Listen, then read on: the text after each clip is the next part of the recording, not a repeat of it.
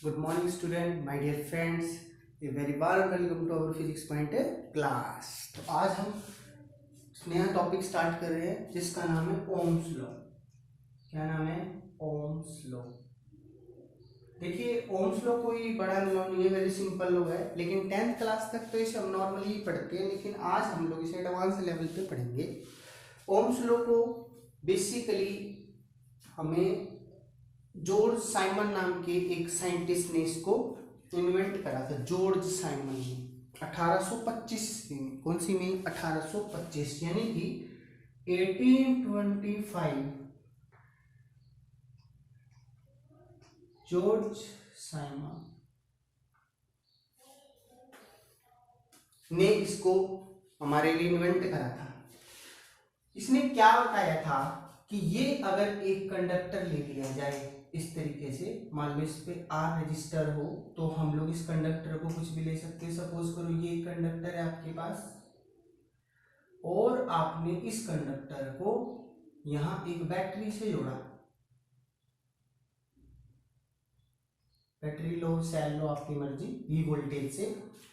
तो इसने क्या बताया कि जब इसके अंदर किसी कंडक्टर को जिसकी लेंथ एल हो, एरिया ए हो, और उसे वी पोटेंशियल वाली बैटरी से जोड़ दिया जाए, तो उसने कहा कि जितना पोटेंशियल इसके एंड्स पे लगाया जाता है वो डायरेक्टली माना जाता है अमाउंट ऑफ करंट के जो इसमें जनरेट होता है। तो इसे मैथमेटिक, इसे हम स्टेटमेंट में कैसे कहेंगे?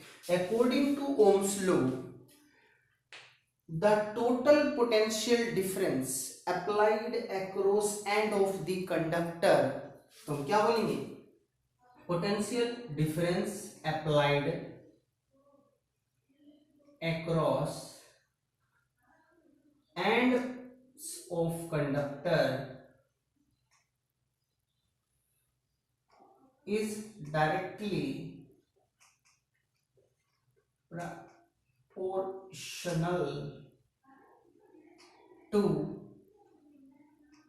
amount of current flowing through it, flowing through it। ये हो गया डायरेक्ट। प्रोवाइडेड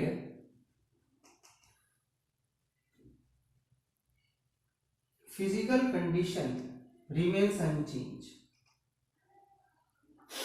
means unchanged मतलब कांस्टेंट। वो कौन कौन सी होंगी? देखो, एक होता है टेम्परेचर, एक होता है प्रेशर। ये दो चीज तो बिल्कुल भी नहीं बदलनी चाहिए। देखो, प्रेशर का उदाहरण समझते हैं। एक तार को अगर आप जोर से दबा देते हो तो आपने देखा होगा टीवी के सिग्नल पे बहुत इफेक्ट पड़ता है, तो उससे क्या होता है? ओम्स लॉ काम नहीं कर पाता। इसी टेम्परेचर बढ़ाने पे रेजिस्टेंस नॉर्मली बढ़ता है, इसलिए भी रेजिस्टेंस काम नहीं करता। रेजिस्टेंस उसमें फिर कम ज़्यादा होने की वजह से उसकी करंट के अमाउंट पे इफेक्ट पड़ता है। इसलिए ओम्स लॉ को मेंटेन करने के लिए फिजिकल कंडीशन रिमेन्स कांस्टेंट रखी जाती है, टेम्परेचर एंड प्रेशर। ये तो दोनों ही कांस्टेंट रहनी चाहिए। इनमें जरा सा भी चेंज आएगा तो उसका सीधा इफेक्ट ओम्स लॉ के ग्राफ पे पड़ेगा। अब ये ओम्स लॉ का जो ग्राफ था, ये हमारे पास बिल्कुल स्ट्रेट आता है। ये जो ग्राफ होता है स्ट्रेट लाइन, ये स्ट्रेट लाइन ग्राफ v और i के बीच में होता है। किसके बीच में होता है? v और i के बीच में होता है ये ग्राफ। तो हम लोग नॉर्मली पहले v देते हैं, तो यहाँ v रखे और यहाँ हम इसमें i रखते हैं। तो v और i के बीच का जो ग्राफ स्ट्रेट लाइन है, ये फार्मूला क्या होल्ड करता है? v upon i। और ये जो है, ये ग्राफ किसके लिए बनाया जाता है? ओहमिक मटेरियल्स के लिए।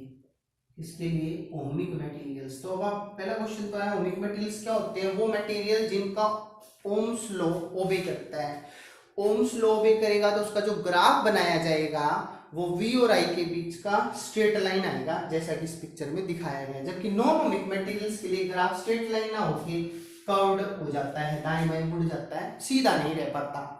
इसलिए इसे ओमिक और नॉन ओमिक मटेरियल को हम लोग ग्राफ से ही पता लगा पाते हैं कि वो ओमिक मटेरियल होगा या नॉन ओमिक, उसका ग्राफ बना के देख लेंगे प्रैक्टिकल में, लेबोरेटरी में ले जाके। अगर उस मटेरियल के अंदर करंट पास करने पे और लगाए गए पोटेंशियल के बीच का ग्राफ स्ट्रेट लाइन आ जाता है तो वो ओमिक मटेरियल है, और नहीं आता तो नॉन ओमिक मटेरियल है।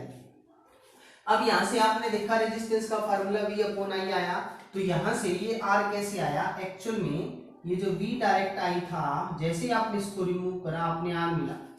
इस R को हम लोग बेसिकली कांस्टेंट ऑफ रेजिस्टेंस भी बोलते हैं, और इवन इसका नाम रेजिस्टेंस भी होता है। कांस्टेंट ऑफ प्रोपोर्शनैलिटी बोल लो या रेजिस्टेंस बोल लो, ये रेजिस्टेंस हर एक मटेरियल का होता है। याद रखिए दुनिया में जितने भी मटेरियल है और उनके पास उनका खुद का कुछ रेजिस्टेंस है, तो उन मटेरियल को हम रेजिस्टर्स बोलते हैं। क्या बोलते हैं, resistor. Any material which have some suitable resistance is called resistors, आज कॉल्ड रेजिस्टर्स। क्लियर।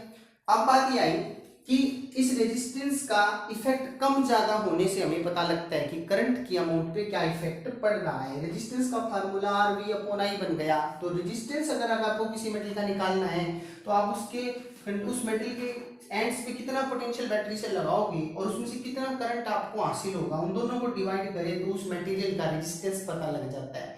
अगर रेजिस्टेंस किसी का ज्यादा आता है तो इसका मतलब उसमें करंट कम जा रहा है। अगर किसी में से रेजिस्टेंस कम जा रहा है, रेजिस्टेंस कम है, तो उसमें से ज्यादा करंट जाएगा।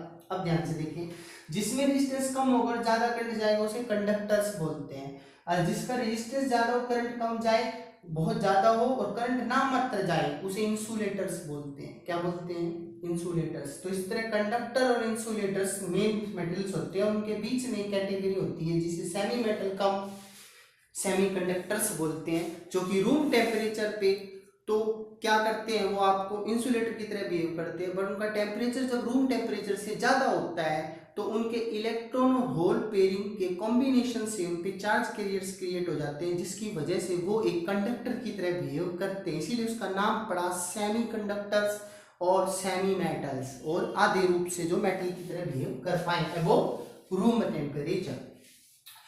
ये था छोटा ओम लॉ। अब हम सबसे पहले ओम्स लॉ तो हमें समझ में आ गया, अब इस ओम्स लॉ को प्रूफ करके देखते हैं ओम्स लॉ बना कैसे। तो देखिए इसका अब हमें प्रूफ करना है। अब इस रेजिस्टेंस के बारे में उसके फैक्टर भी बताऊंगा मैं आपको, और एक इंपॉर्टेंट टर्म आएगी इसमें करंट डेंसिटी, जो इस न्यूमेरिकलों में यूज होगी, उस करंट डेंसिटी को भी समझेंगे। सबसे पहले हम लोग इस पे जाते हैं प्रूफ के ऊपर। तो प्रूफ हमारे पास दो तरह के होते हैं, ध्यान रखना, एक स्केलर फॉर्म का होता है ओम्स लॉ को, और एक वेक्टर फॉर्म का होता है। दो तरह की फॉर्म्स के हमारे पास इसके प्रूफ अवेलेबल होते हैं। तो सबसे पहली बात, इसको हम लोग स्केलर फॉर्म में समझते हैं, उसके बाद हम रेजिस्टेंस के ऊपर आ जाएंगे। ठीक है, रेजिस्टेंस की डायमेंशन यूनिट्स वगैरह स्टडी करेंगे। अब सबसे पहले स्केलर फॉर्म को हम लोग समझते हैं। देखो स्केलर फॉर्म कैसे निकलेगी, देखो आपने ड्रिफ्ट वेलोसिटी के बारे में तो पढ़ा है, जो एक वेक्टर क्वांटिटी होती है हमारे पास, वो होती थी EEM अपॉन दिस, और ये होता था टो एवरेज, याद है ना आपको। और हमारे पास एक फार्मूला होता था I is equal to NEAVD, ये भी मैंने निकाल के दिया था आपको ड्रिफ्ट वेलोसिटी के लिए। अब आपको जो यहाँ चीज याद रखनी है वो क्या, ये ड्रिफ्ट वेलोसिटी में ये माइनस क्या है, डायरेक्शन का प्रेजेंटेशन है। तो आप इस ड्रिफ्ट वेलोसिटी का मैग्नीट्यूड निकाल लें, अगर आप इसका मैग्नीट्यूड निकालते हैं तो ये वैल्यू सिर्फ वेक्टर हट जाएंगे और पॉजिटिव फॉर्म में बन जाएगी। वो क्या बनेगी, EEM अपॉन में टू एवरेज। अब इस वैल्यू को उठा के अगर यहां डाल दिया जाए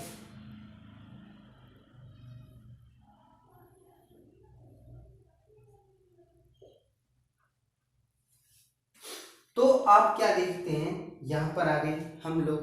अब स्केलर फॉर्म की तरफ जाना है, तो अब हमें V की जरूरत पड़ेगी। क्या आपको इस पिक्चर में कहीं भी दिख रहा है, नहीं दिख रहा है। V क्या चीज होता है, पोटेंशियल, इलेक्ट्रिक पोटेंशियल डिफरेंस है ना, उसे पोटेंशियल डिफरेंस भी बोल सकते हो, और पोटेंशियल भी आपको पता है। फर्क है सिर्फ दो पॉइंट के बीच का होगा तो पोटेंशियल डिफरेंस, और एक पर्टिकुलर पॉइंट होगा फील्ड के अंदर, उस पर चेकआउट करेंगे पोटेंशियल, तो इलेक्ट्रिक पोटेंशियल। तो अब V का और E से बहुत बेहतरीन कनेक्शन हमने इलेक्ट्रोस्टैटिक में पढ़ा है, वो ये कि हमारा जो V होता है वो E इंटू एल होता है।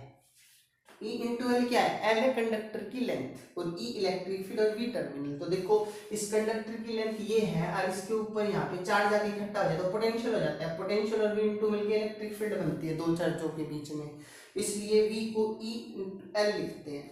अगर मैं यहाँ से E का फार्मूला लिखूं तो वो V बाय एल आ गया। बस समझ में आ गई। ये मेरा रिलेशन होता है पोटेंशियल और इलेक्ट्रिक फील्ड के बीच में। इसे बेसिकली पोटेंशियल ग्रेडियंट बोलते हैं इलेक्ट्रोस्टैटिक में, लेकिन हम लोग यहाँ पे इसे इलेक्ट्रिक पोटेंशियल, इसको लेंथ ऑफ द कंडक्टर, इसे इलेक्ट्रिक फील्ड बोल रहे हैं। अब इसी को उठा के अगर मैं यहाँ रख दूं,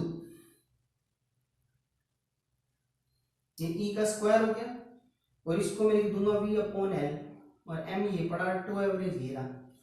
अब आप क्या देखते हैं, मुझे तो चाहिए होता है ओम्स लॉ के लिए V अपॉन आई, V अपॉन आई देख लो ये रहा। तो V अपॉन आई के लिए V को इधर, आई को इधर ले जाता हूँ, तो V अपॉन आई मेरे पास हो गया, देखो यहाँ इधर गया तो ML ऊपर आ गया, M square A two average आ गया। अब आप क्या देख रहे हो, ये V अपॉन आई तो बेसिकली R है यहाँ पे, तो इसका मतलब ये पूरी टर्म R हो जानी चाहिए। R तो एक कांस्टेंट टर्म होती है, तो एक कांस्टेंट कब होगी, ध्यान से देखो, एक पर्टिकुलर टेम्परेचर पे किसी की भी मास क्या होती है, किसकी मास है ये, इलेक्ट्रॉन की, फिक्स होती है। लेंथ कंडक्टर की भी फिक्स होती है पर्टिकुलर टेम्परेचर पे, क्योंकि टेम्परेचर घटाने बढ़ाने से इफेक्ट पड़ता है। And number of electron per unit volume, जिसे इलेक्ट्रॉन डेंसिटी बोलते हैं, ये भी फिक्स होती है किसी मेटल की। उसका चार्ज भी फिक्स होता है इलेक्ट्रॉन का, एरिया भी फिक्स होता है, और रिलैक्सेशन टाइम भी फिक्स होता है ना। तो इसका मतलब ये क्या हुआ, ये सारे के सारे फैक्टर कांस्टेंट बने रहते हैं पर्टिकुलर टेम्परेचर पे, और एक पर्टिकुलर टेम्परेचर पे ही आपकी physical condition Ohm's law follow करती है। इसलिए इसको अगर एक पर्टिकुलर टेम्परेचर पे बात करी जाए तो आर क्या है, कांस्टेंट हमको शो करेगा, इसलिए V बटे आई आपका आर बन जाता है। Clear, eight constant temperature. Clear, ये बस समझ में आ गया आप लोगों को। तो at constant temperature V upon I is equal to R होता है। ये तो है स्केलर फॉर्म, क्या है, स्केलर फॉर्म। अब इसे वेक्टर फॉर्म में स्टडी करना होगा आप लोगों को। तो वेक्टर में कैसे स्टडी करें, इसको समझने के लिए आप इधर से आओ। वेक्टर फॉर्म को स्टडी करना है तो आप ये देखें, हमारे पास V is equal to I R होता है, सभी को पता है। लेकिन अब हमें पता है V को EI बोलते हैं, V को यहाँ से देखो क्या बोलते हैं, EL, बढ़िया ना EL, तो मैं यहाँ पे इसको EL बोल सकता हूँ, EL, और I मेरे पास ये है। और R का फार्मूला अभी मैं सिर्फ डायरेक्ट यूज कर रहा हूँ 10th क्लास की नॉलेज से, अभी मैं उसको निकाल के भी दिखाऊंगा। उस R को हम लोग बोलते थे रेजिस्टिविटी L बाई ए, याद है आप लोगों को, रेजिस्टिविटी L बाई ए। अब रेजिस्टिविटी क्या होता है तुम्हें पता है, जिसकी यूनिट लेंथ और यूनिट एरिया हो तो उसी मटेरियल का रेजिस्टेंस उसकी रेजिस्टिविटी में चेंज हो जाता है, जिसे स्पेसिफिक रेजिस्टेंस के नाम से भी जाना जाता है। इसी में बना देंगे अभी थोड़ी देर बाद। अभी फिलहाल वेक्टर फॉर्मेट की तरफ चल रहे हैं, तो हम प्रीवियस नॉलेज को यूज कर सकते हैं। ये नॉलेज भी इलेक्ट्रोस्टैटिक में पढ़ी हुई है, और ये नॉलेज हमने 10th क्लास के बेस से उठा ली, और ये हमें ओम्स लॉ भी स्टडी करा। तो अब यहाँ से आप बताएं कि एल से एल कैंसिल हो गया, तो E बराबर आई अपॉन ए सिग्मा आ गया। लेकिन आई अपॉन ए एक नई टर्म आपके लिए, याद रखें, इसको हम लोग करंट डेंसिटी बोलते हैं, जे से दिखाया जाता है, किससे, जे से, किससे, जे से। अभी इसका अलग टॉपिक है, वो आपको बताएंगे। अब हम यहाँ पे जे रख देंगे इसको, तो E बराबर जे सिग्मा हो गया। और E इलेक्ट्रिक फील्ड तो आपको पता है स्टार्टिंग से क्या होती है, वेक्टर क्वांटिटी होती है इलेक्ट्रिक फील्ड, है ना। अब आप यहां से एक बात बताओ, जे को यहां रख के इसको इधर कर दें, तो वेक्टर जे क्या आएगा, 1 अपॉन रो, और E 1 अपॉन रो को सिग्मा बोलते हैं, क्या बोलते हैं, सिग्मा। तो ये हमारे पास एक वेक्टर फॉर्मेट में ओम्स लॉ आ गया, जिसमें 1 अपॉन रो रेजिस्टिविटी, ध्यान से, रेजिस्टिविटी का उल्टा क्या होगा, देखो, रेजिस्टेंस का उल्टा कंडक्टेंस, और रेजिस्टिविटी का उल्टा कंडक्टिविटी। तो ये कंडक्टिविटी का सिंबल है, किसका सिंबल है, कंडक्टिविटी का सिंबल है।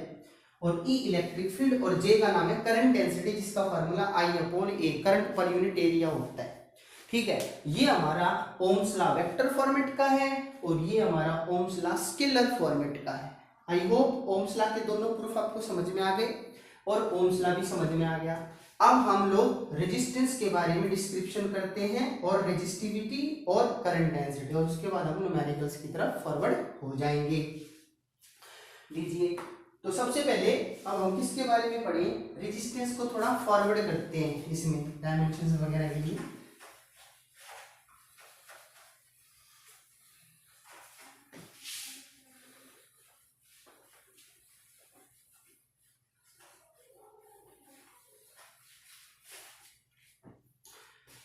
हमने रेजिस्टेंस निकाल लिया था V/I। देखो सबसे पहले हम रेजिस्टेंस की यूनिट की बात पता करते हैं। रेजिस्टेंस की यूनिट अगर हम निकाल ले तो हमें पता है इसकी तो वोल्ट होती है पोटेंशियल की, और करंट की एम्पियर होती है। तो वोल्ट पर एम्पियर, जिसको नॉर्मली लोग ओम बोलते हैं, और ओम को दिखाया कैसे जाता है, ऐसे। ये हमारा ओम का सिंबल है, ये वाला, ठीक है, ओम का ये सिंबल है। तो रेजिस्टेंस की ऐसा यूनिट वोल्ट पर एम्पियर, और बेसिकली इसे कॉमन वर्ड में ओम्स बोलते हैं। क्या बोलते हैं, ओम। अब इसकी डायमेंशन की बात करी जाए तो पोटेंशियल का फार्मूला W/Q सबको पता है, I का AT होता है। तो W/Q, और I को हम लोग क्या बोलते हैं, A बोलते हैं, I को तो एम्पियर बोलते हैं। तो I को Q/T लिखने की जरूरत नहीं है, ठीक है। तो I को यहाँ रख लेते हैं ये। तो हमारे पास इसका ML2T-2, ये तो होता है वर्क डन का डायमेंशन। चार्ज का डायमेंशन क्या होता है, AT, इनटू में करंट का क्या होता है, A। अब ऊपर लेके जाएंगे तो ML2 T के ऊपर जाके -3 हो गया, और A की -2। ये आपका रेजिस्टेंस का डायमेंशन, किसका, रेजिस्टेंस का, किसका, रेजिस्टेंस का डायमेंशन हो गया। तो रेजिस्टेंस की यूनिट भी पता लग गई, रेजिस्टेंस का डायमेंशन भी पता लग गया। अब रेजिस्टेंस की डेफिनेशन को समझते हैं। रेजिस्टेंस बेसिकली प्रॉपर्टी है किसी भी मटेरियल्स की, जिसकी वजह से वो मटेरियल अपने में से बहने वाले चार्ज या अमाउंट ऑफ करंट को रोकता है। क्या करता है, रोकता है। तो हम कहेंगे प्रॉपर्टी ऑफ एनी मटेरियल, किसी भी मटेरियल की property by which of which, जिसकी वजह से it oppose the amount of current या अमाउंट ऑफ चार्ज या current flowing through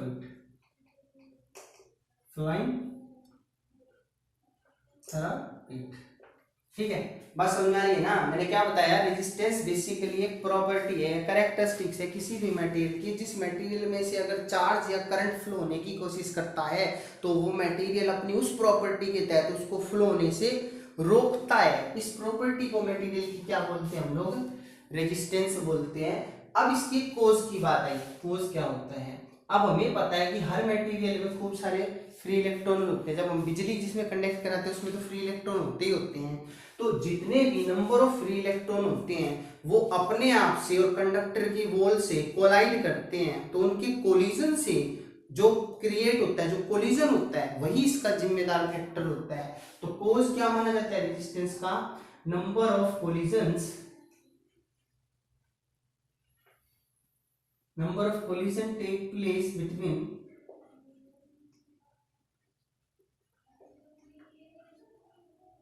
free electrons and to the wall of conductor। बस समझ में आई, कंडक्टर की दीवारों पे या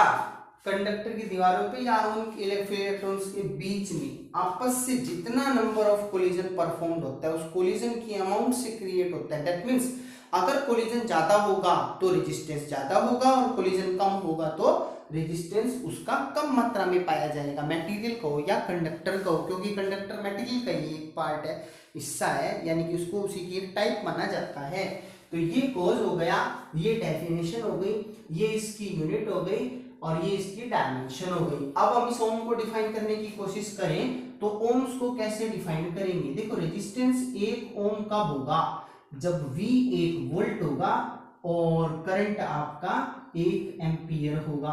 तो इसका मतलब क्या हुआ, इसको समझिए बात ध्यान से, कि resistance of a conductor is said to be 1 ohm. ध्यान से अगर नोट डाउन कर लो, resistance of a conductor is said to be 1 ohm, is said to be 1 ohm when a 1 volt of potential difference, when a 1 volt of potential difference applied across end of the conductor to obtain a current of 1 ampere, to obtain a current of 1 ampere is known as 1 ohm। दोबारा सुनिएगा, resistance of a conductor is said to be 1 ohm whenever a potential difference of 1 volt applied across its end of the conductor to obtain a current of 1 ampere, to obtain a current of 1 ampere. इस तरह से 1 ओम को define कर लेंगे। अब मुझे लिखने की जरूरत नहीं है क्योंकि मैंने आपको बता दिया, आप आराम से नोट डाउन कर सकते हैं, समझ में आ गया होगा। दोबारा बोल देता हूँ, resistance of a conductor is said to be 1 ohm whenever a potential difference of 1 volt applied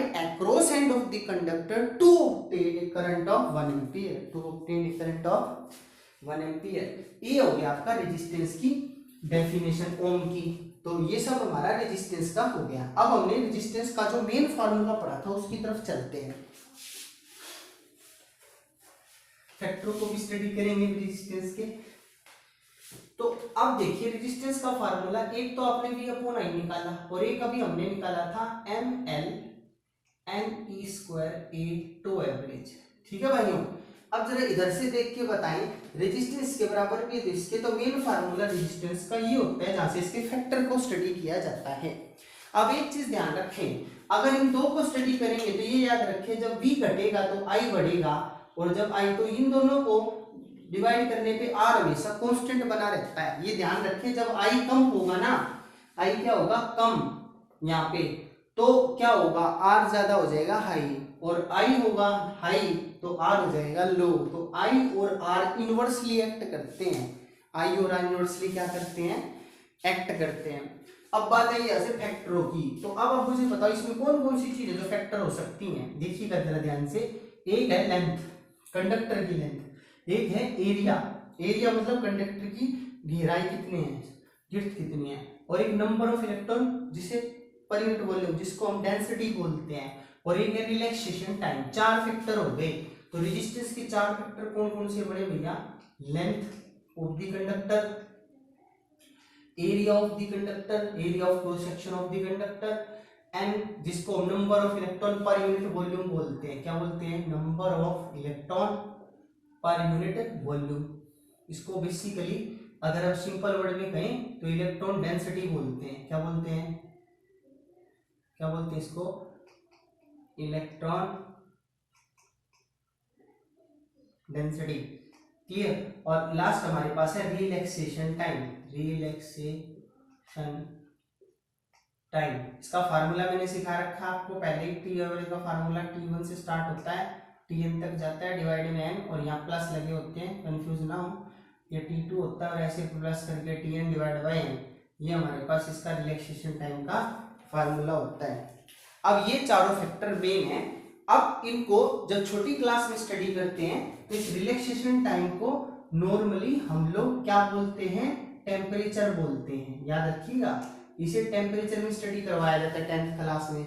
number of electron जो होते हैं इसे नेचर ऑफ मटेरियल में स्टडी करवाया जाता है, इसमें नेचर ऑफ मटेरियल के अंदर। लेकिन हम जब 12th क्लास में आ जाते हैं तो उसे हम एक्सपैंड फॉर्म में समझने लगते हैं।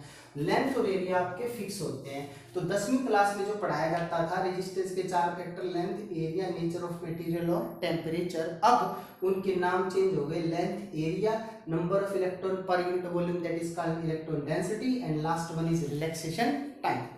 अब हम इस फैक्टर्स को गहराई से अभी समझने की कोशिश करते हैं, उसके बाद नेक्स्ट टॉपिक पे चलते हैं। देखो लेंथ जो है वो डायरेक्ट दिख रहा है, डायरेक्ट है, इसका मतलब जितनी ज्यादा कंडक्टर की लेंथ होगी उतना ज्यादा रेजिस्टेंस होगा, गांठ बांध लो। दूसरी बात एरिया, एरिया जितना छोटा होगा ना उतना ज्यादा क्या होगा, रेजिस्टेंस उसका हाई हो जाएगा, और जितना बड़ा एरिया होगा इतना रेजिस्टेंस कम होगा। इसीलिए पावर हाउस में जितने तार होते हैं उनकी गिर्थ बहुत बड़ी होती है, तो उनका एरिया बड़ा होने से उनका रेजिस्टेंस क्या होता है, एरिया बड़ा होने से उनका रेजिस्टेंस क्या होता है, बताओ जरा सोच के, कम होता है। रेजिस्टेंस कम होगा तो करंट ज्यादा मात्रा में जाएगा, इसीलिए पावर हाउस में बहुत ज्यादा वोल्टेज का करंट चलता है हम लोगों के लिए। क्लियर। अच्छा, उसके बाद देखिएगा आप लेंथ और एरिया तो आपको समझ में आ गई। लेंथ तो इसके साथ डायरेक्ट चलती है और एरिया इसके साथ इनवर्सली काम करता है। क्लियर।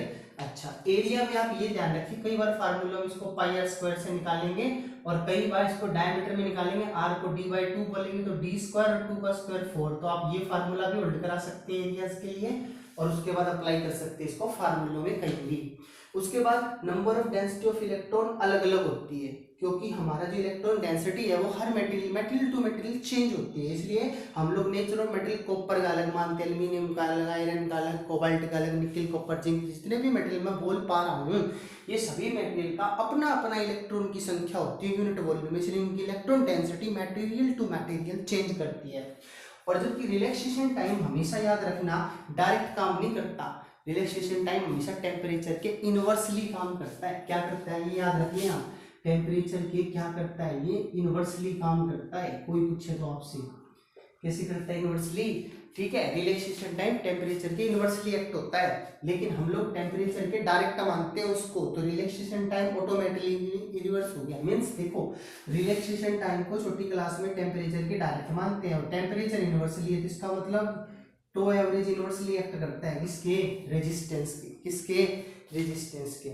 अभी ये वीडियो बहुत बड़ा हो जाएगा, मैं इसको ज्यादा गहराई से अभी नहीं समझा सकता, अगले वीडियो में आपको बहुत अच्छे ढंग से एक्सप्लेन कर देंगे, तो स्पेशल वीडियो बना दूंगा मैं फैक्टर्स को।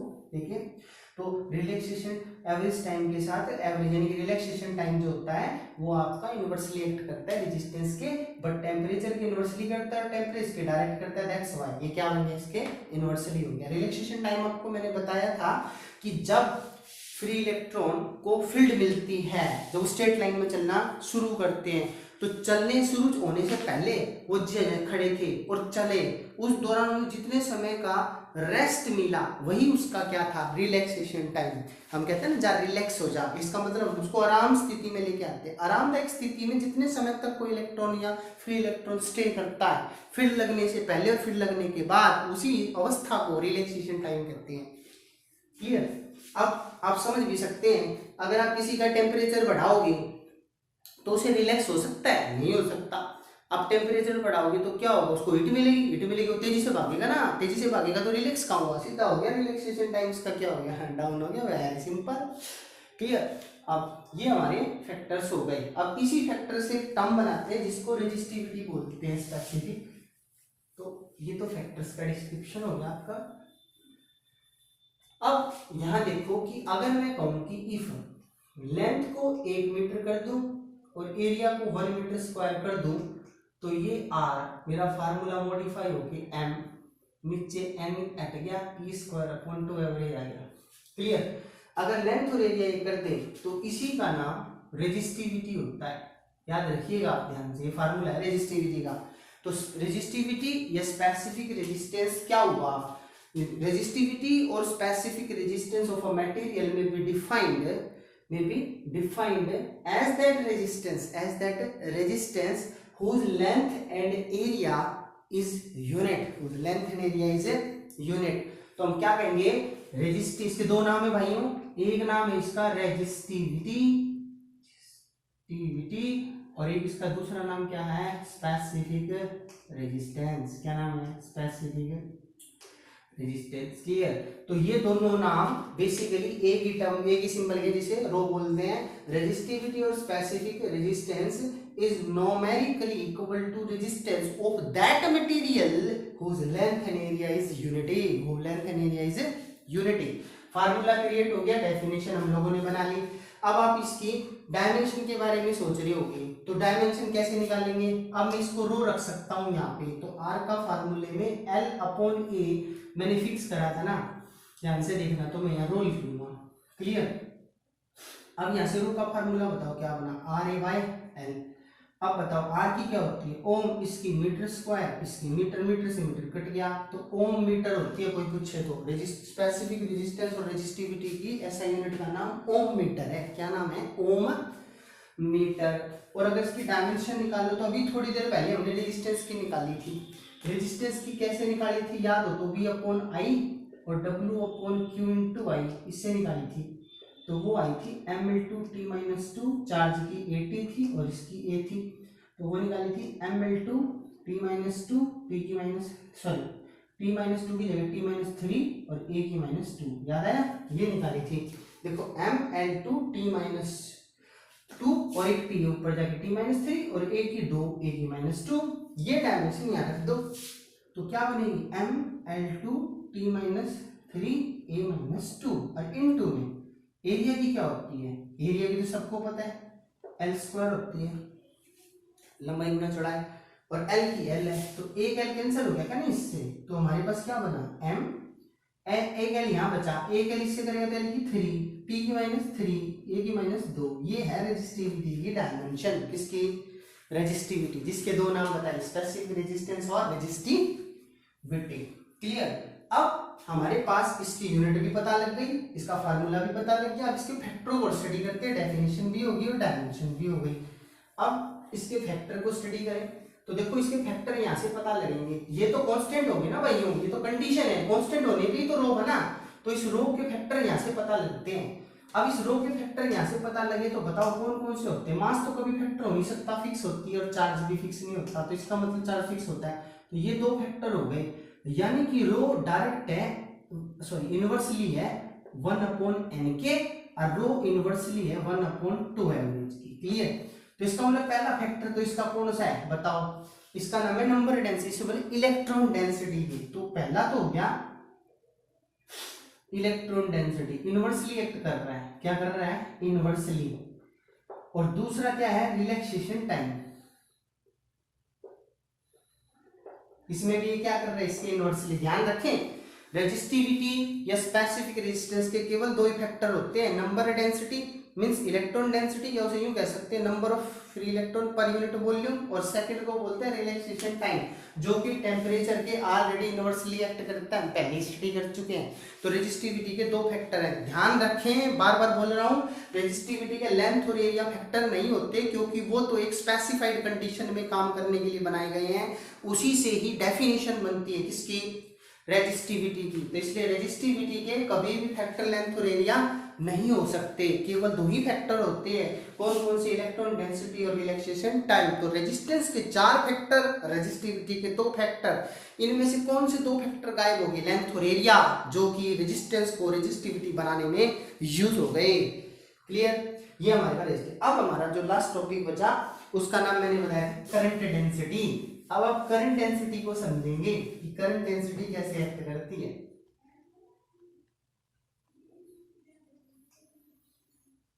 देखो करंट डेंसिटी आप याद रखिए, करंट डेंसिटी का सिंबल वेक्टर होता है J, और उसको हम लोग बोलते हैं I/A।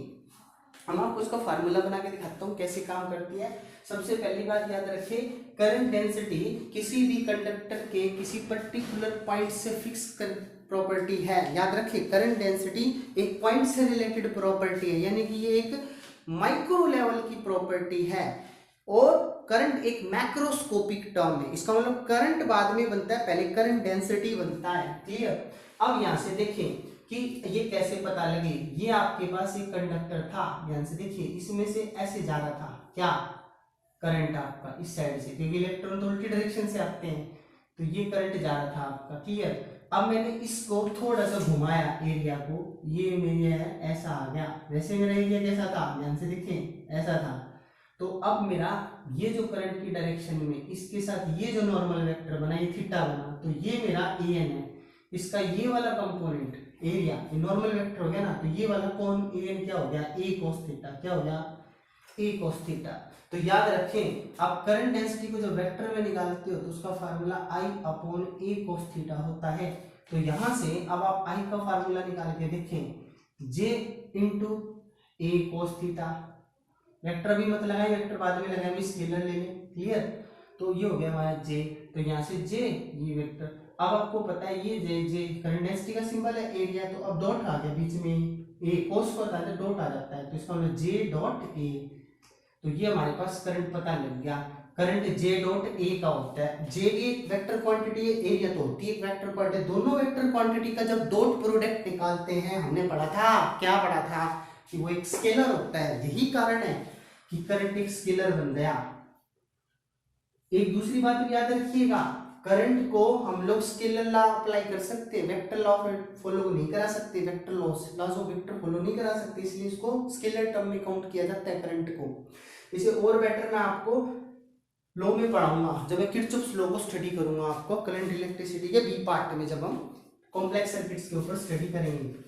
अभी फिलहाल याद रखिए करंट का फार्मूला करंट डेंसिटी की फॉर्मेट में वेक्टर फॉर्म में J.A वेक्टर होता है, और जबकि इसको स्केलर फॉर्म में बात करें तो J = I/A होता है, मैग्नीट्यूड की बात करें तो। अब ये याद रखें कि यहाँ पे ये cos थीटा, अगर आप यहाँ पे 0 डाले या 1 डाले, इसको चेक करें, cos 0 जो होता है वो आपका 1 होता है, बोलो हाँ या ना। तो इसका मतलब ये फैक्टर 0,1 होने का मतलब है कि एरिया नॉर्मल हो जाए, एरिया क्या हो जाए, नॉर्मल। तो आप यहाँ मैक्सिमम उठाओगे किसका, करंट का मैग्नीट्यूड। क्लियर। तो यहाँ से डेफिनेशन याद रखो, इसको 1 मीटर स्क्वायर कर दो तो current density basically amount of current होती है। करंट डेंसिटी बेसिकली क्या होती है, amount of current that flowing through any cross section area, area being perpendicular to the direction of current, area being perpendicular to the direction of current, तब बनता है current density, जिसे हम J से represent करते हैं। अब ये तो इसके फैक्टर फार्मूले, डेफिनेशन भी समझ में आ गई होगी। करंट डेंसिटी क्या होता है, the current per unit area भी बोल सकते हो इसको, और एरिया भी perpendicular to the direction of current, ये बस चलता है इसके। और वेक्टर फॉर्मेट में जे डॉट ए वेक्टर बोलते हैं, और यहाँ पे ए वेक्टर का फार्मूला ए कोस थीटा होल्ड करता है। इसमें कोस थीटा 0 डालेंगे तो मैक्सिमम एम्पलीट्यूड जे ए आ जाएगा इसका, और यहाँ से जे का आई बाई ए फार्मूला क्रिएट हो जाएगा। ठीक है, इस आई बाई ए में ए को 1 रख देंगे तो करंट के अमाउंट के बराबर होता है। इसका मतलब पता लगे current density basically amount of current ही होती है, बट एक पॉइंट से रिलेटेड होती है, ना कि कंप्लीट कंडक्टर से। क्लियर। दूसरी बात याद रखें, ये एक वेक्टर क्वांटिटी है जबकि करंट एक स्केलर टर्म है। तो करंट क्या है, अब ध्यान से देखिएगा, करंट और जे के बीच में क्या रिलेशन है, ये एक स्केलर टर्म है। क्लियर। ये एक वेक्टर टर्म है। क्लियर। ये एक मैक्रोस्कोपिक टर्म है। कैसी टर्म है, माइक्रोस्कोपिक। और ये कैसी है, माइक्रोस्कोपिक। कैसी है, माइक्रोस्कोपिक। ये एक छोटी टर्म है, ये एक बहुत बड़ी टर्म है। अच्छा, करंट का फार्मूला जब आप निकालते हो तो हम लोग V अपॉन R लगाते हैं, और जब J का फार्मूला लगाते हैं तो I बाई A लगाते हैं। क्लियर। तो देखो यहाँ से बात क्लियर हो रही है, इनके दोनों फार्मूले, ये मैक्रोस्कोपिक टर्म, ये माइक्रो, ये स्केलर और ये वेक्टर। एक चीज याद और रखें कि क्योंकि ये तो एक स्केलर है जिसका मैग्नीट्यूड होता है, बट करंट डेंसिटी की डायरेक्शन भी तो होती है, तो करंट डेंसिटी की डायरेक्शन कौन सी होगी, इनसे पता लग जाएगी। देखो करंट डेंसिटी की डायरेक्शन, देखो करंट डेंसिटी आई बाई ए है, तो यहाँ पे कौन है, वेक्टर, एरिया है। एरिया किधर है इसका, एरिया देखो ये कंडक्टर नॉर्मल था ना ऐसे, तो इसका एरिया तो यूं जा रहा है, नॉर्मल वेक्टर की डायरेक्शन में जाएगा, यानी कि करंट की डायरेक्शन में करंट डेंसिटी की डायरेक्शन होती है। बात क्लियर सभी को। अब ये हमारे पास करंट डेंसिटी का कॉन्सेप्ट है छोटा सा, जो आपको समझना है। अब इसकी यूनिट वगैरह की बात कर लेते हैं। देखो करंट डेंसिटी की यूनिट बताएंगे तो यहाँ से इसकी क्या बनेगी, करंट के एम्पियर पर मीटर स्क्वायर लिखी मिलेगी। जिस भी फिजिकल क्वांटिटी के आगे एम्पियर पर मीटर स्क्वायर मिल जाए, करंट डेंसिटी, करंट इलेक्ट्रिसिटी वाले चैप्टर में वो समझ जाना, करंट डेंसिटी अवेलेबल हो गई आपको। क्या हो गई है, करंट डेंसिटी। कैसे लिखते हो उदाहरण के तौर पे, जैसे J is equal to 5 metre per second, 5 ampere per metre लिख दिया, तो ये मेरे पास करंट डेंसिटी अवेलेबल होगी। कितनी होगी, करंट डेंसिटी। अब इसकी बात आई, यूनिट तो पता लगी, डायमेंशन पता लगाएं तो I की तो डायमेंशन आपको पता है A होती है, और इसकी क्या होती है, L होती है, L स्क्वायर। तो A L स्क्वायर याद रखें, डायमेंशन करंट डेंसिटी की होती है A L square. A stands for ampere, current की यूनिट, और L स्क्वायर किसकी है, एरिया की यूनिट, इसलिए A L स्क्वायर इसकी क्या होती है, डायमेंशन किसकी, करंट डेंसिटी। अब हमने ये सब पढ़ लिया, अब हम न्यूमेरिकल्स की तरफ चलते हैं। बाकी न्यूमेरिकल खूब अच्छे से बनेंगे।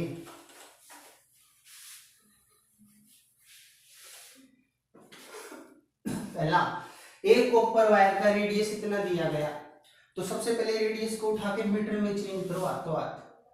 तो 0.1 mm है, सबसे पहले तो 1/10 तो ये हो गया, mm की मीटर बनाएंगे तो 10⁻³ मीटर बन गई, तो यानी कि 10⁻² मीटर रेडी हो गया। 2 10 ऊपर जाएगा तो 4 हो गया। ठीक है, देखो 1/10 मिलीमीटर के मीटर 10⁻³ क्लियर। तो बताओ कितने हो गए, 10⁻⁴ मीटर हो गए। अच्छा, हमारे पास रेजिस्टेंस कितना है, 1 किलो ओम। अब मैंने बताया किलो माने 1000 होता है, तो आप इसको 1000 ओम बोलेंगे, यानी 10⁻³ बोल सकते हैं। क्या बोल सकते हैं, 10⁻³ ओम। अब अगली बात सुनो, इनको हमने एक पावर की सप्लाई 20 वोल्ट से जोड़ा, यानी कि वोल्ट मेरे पास कितना है, 20 वोल्ट बैटरी। अब ये पूछता है कि how many electron were transfer per second between the supply and wire and current density. आपको 2 चीज निकालनी है, ध्यान से देखिए। आपको एक तो निकालना है हाउ मेनी इलेक्ट्रॉन, तो ध्यान से सुनो, करंट का फार्मूला बताओ भाइयों क्या होता है, Q/T, तो NE/T लगेगा फार्मूला यहाँ से। ये बात क्लियर हो गई। अच्छा, दूसरी चीज जो फैक्टर आपको निकालना है, मैं आपको हिंट दिया जा रहा हूँ, करंट डेंसिटी। करंट डेंसिटी का फार्मूला I अपॉन एरिया होता है। अब जरा यूं बताओ, एरिया में मैंने आपको पाई आर स्क्वायर सिखाया है, हाँ या ना? ठीक है, वीडियो लंबा हो जाएगा इसलिए मैं आपको ट्रिक्स बताऊंगा कैसे हैंडल होंगे।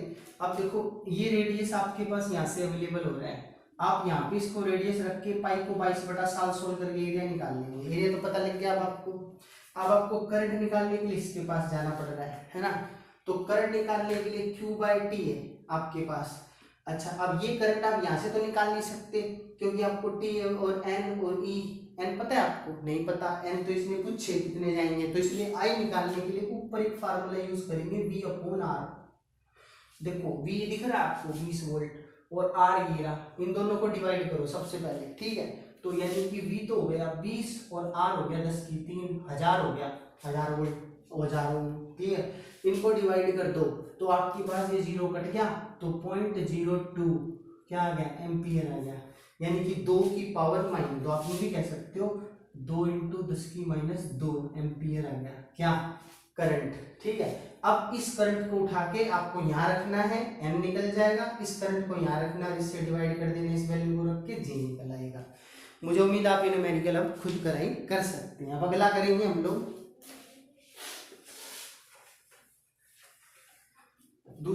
दूसरे में क्या कह रहे हैं, ध्यान से देखो, एक लैंप है जो 80 वोल्ट और 10 एम्पियर करंट से चलता है। तो करंट तो आपको दे दिया 10 एम्पियर और आपके पास वोल्ट दे दिया 80 वोल्ट। सबसे पहले आप R पता लगा लो, R होता है V अपॉन I। V कितना है 80, करंट है 10, तो टोटल 8 ओम आ गया रेजिस्टेंस तो उसका। अब उसने पूछा आप एक ऐसा तरीका बताओ कि हम 240 डीसी फोर्स इसके साथ जोड़ पाए कि इलेक्ट्रिक कंपोनेंट कितना जरूरत होगा। मैंने कहा कि मेरे पास जो नया रेजिस्टेंस है वो R डैश है और वो मैं इस R के साथ जोड़ लेता हूँ, बात को ध्यान से समझो, जोड़ लेता हूँ। तो मुझे बताओ 10 एम्पियर करंट है, इसका मतलब मेरे पास फ्यूज जो है ना वो 10 एम्पियर करंट से ज्यादा नहीं जाएगा, उससे एक्सीड नहीं करेगा उससे ज्यादा, तो मैं करंट तो 10 ही रखूंगा ओम्स लॉ के हिसाब से। I × R हो गया, क्योंकि मैंने जोड़ा क्यों, क्योंकि मुझे पता है एमीटर करंट हमेशा सभी डिवाइसेस के सीरीज में जुड़ के लेता है और सीरीज में रेजिस्टेंस को जोड़ा जाता है 10th क्लास के हिसाब से।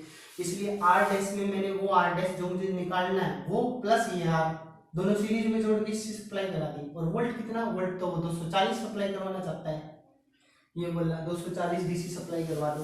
अब आप यहाँ से R डैश निकाल सकते हो, तो R डैश प्लस R कितना हो गया, ये 10 इससे कट गया तो 24 आ गया। यहाँ से R कितना आ गया 24 माइनस R, 24 ये पड़ा 8 ये, तो 16 ओम उसका अवेलेबल होगा नया रेजिस्टेंस। यानी कि जो नया इलेक्ट्रिकल कंपोनेंट यूज करना चाहते हो ना उसकी वैल्यू 16 ओम होनी चाहिए। कितनी होनी चाहिए, 16 ओम, वो भी सीरीज में जुड़ेगा तो जाके 240 वोल्ट की सप्लाई से जुड़ने पे 10 एम्पियर करंट से ज्यादा करंट नहीं ड्रॉ होने देगा अपने में से। क्लियर। अब तीसरा देखिएगा न्यूमेरिकल। तीसरे में क्या कर रहा है ध्यान से देखो, एक्सटर्नल डायमीटर एक 5 मीटर लंबी होलो पाइप का, ये मान लो मेरे पास एक होलो पाइप है पूरा बड़ा, ये 5 मीटर लंबा है मेरे पास, ध्यान से समझो इस बात को, और इसके एक्सटर्नल डायमीटर 10 सेंटीमीटर का, यानी ये टोटल 10 है। क्लियर। अब इसका आधा बता दो कितना होगा, आधा होगा भाई 5, सभी को पता है तो मैं 10 नहीं लिखता, मैं सीधा 5 ही लिख देता हूँ। क्लियर, ये तो 5 सेंटीमीटर हो गया। अब ये क्या कह रहा है, इसकी थिकनेस है ना वो 5 mm है, तो मैंने इसमें एक घेरा और बनाया ऐसे, ध्यान से देखो, ये है ना थिकनेस, ये वाली थिकनेस 5 mm है, तो ठीक है। अब ध्यान से देखो, अब आपके पास R1 तो 5 आ गया 5 सेंटीमीटर, इसको मीटर बनाएंगे तो 5 × 10⁻2 बनेगा, बनेगा कि नहीं बनेगा। और जब इसका R2 निकालोगे तो 5 में से ये घटाना पड़ेगा, तो अब इसके मीटर बना के देख लो, ये कितना है 5 सेंटीमीटर और 5 mm ये है, तो इसको तो हम बोल रहे हैं 5×10⁻2 माइनस ये घटा देंगे 5 × 10⁻3। क्लियर। तो ये हमारे पास टोटल कितना आ जाएगा, ये देखो 5 और इसका क्या बनेगा, अगर आप इसको सेंटीमीटर में बना के देखते तो ये बनता 0.55 में से जाता तो 4.5। इसका मतलब आप यहाँ से देख लीजिए, इसको मैं समझाता हूँ, 5×2 और इसको लिख सकते हैं 0.5 10⁻2 लिख सकते हैं ना, क्योंकि ये डेसिमल नीचे आ जाएगा, ऊपर 10⁻3 हो जाएगा। अब 5 में से 0.5 गया तो कितना बचा 4.5 10⁻2। क्लियर, मीटर बन गया, ये भी मीटर बन गया। R1 R2 पता करके अब आपके पास एरिया का फार्मूला क्या होता है, पाई। अब बड़ा रेडियस बताओ कौन से, 5 वाला, तो आप यहाँ पे क्या लिखोगे, R1 square minus R2 square. Clear, pi को क्या लिख सकते हो, 3.14। R1 की वैल्यू बोल दो 5, तो 5 इंटू 10 की माइनस 2 का स्क्वायर माइनस का 4.5 10 की माइनस 2 का स्क्वायर। क्लियर, ये बात समझ में आ रही है आप लोगों को। अब आपको ये मैं हटा देता हूँ, सिलेंडर इसका कोई काम नहीं है, लॉजिक था समझाने के लिए। अब इसका भी स्क्वायर और इसका भी देख लीजिए ध्यान से, R1 स्क्वायर और R2 स्क्वायर, इनको सोल्व करके आपको जो वैल्यू मिलती है वो एरिया निकल आएगा। अब क्या करना है, इसने पूछा स्पेसिफिक रेजिस्टेंस दे रखा है कॉपर का, ये स्पेसिफिक रेजिस्टेंस रो होता है, पढ़ा है ना आपने, तो वो रो हमारे पास दे रखा है 1.7 10 की माइनस 5 ओम मीटर, बताइए कितना यूनिट होती है। और इसने पूछा रेजिस्टेंस निकालो। अब मुझे बताओ, एक लेंथ की भी तो जरूरत पड़ेगी, क्योंकि रेजिस्टेंस का फार्मूला रो एल बाई ए होता है, वही होता है ना। एरिया तो मैंने यहाँ से निकाल लिया, ये रहा, रो मेरे को दे रखी है और आर मुझे निकाला, तो लेंथ चाहिए ना, लेंथ ये नहीं, कितनी लेंथ है 5 मीटर की, कितनी 5 मीटर की, तो मैं यहाँ लिख दूंगा, रो को लिख दूंगा 1.7 10 की माइनस 5, लेंथ मेरी 5 मीटर है, ऑलरेडी मीटर में अवेलेबल है, एरिया में ये लिख लूंगा, यहाँ से जो आएगा, सपोज करो यहाँ से मेरा एक्स आया, वो मैंने एक्स यहाँ रख दिया। आर मेरे पास कितना है इधर से बता दो, आर मुझे निकालना है, तो ये एक्स तो कोई वैल्यू आएगी ना, वो वैल्यू रख के इसे सोल्व कर दो, आपका आर निकल आएगा। ये हमारे पास रेजिस्टेंस हो गया रिक्वायरमेंट। आगे बात समझ में, मुझे उम्मीद है आपको ये वीडियो बहुत अच्छा लगा होगा। अगर अच्छा लगा है तो इसे लाइक कीजिए, शेयर कीजिए, और अगर आप चाहते हैं आपको मेरे हर नए वीडियो आपके पास जल्दी से अवेलेबल हो, तो आप प्लीज़ इस चैनल को सब्सक्राइब कीजिएगा। मैं आपके लिए हमेशा आपकी नॉलेज बढ़ाने के लिए एक मददगार फैक्टर साबित होऊंगा। थैंक यू सो मच, फिर दोबारा मिलते हैं नए वीडियो के साथ, तब तक की इजाजत दीजिएगा। Thank you so much and good day to all of you.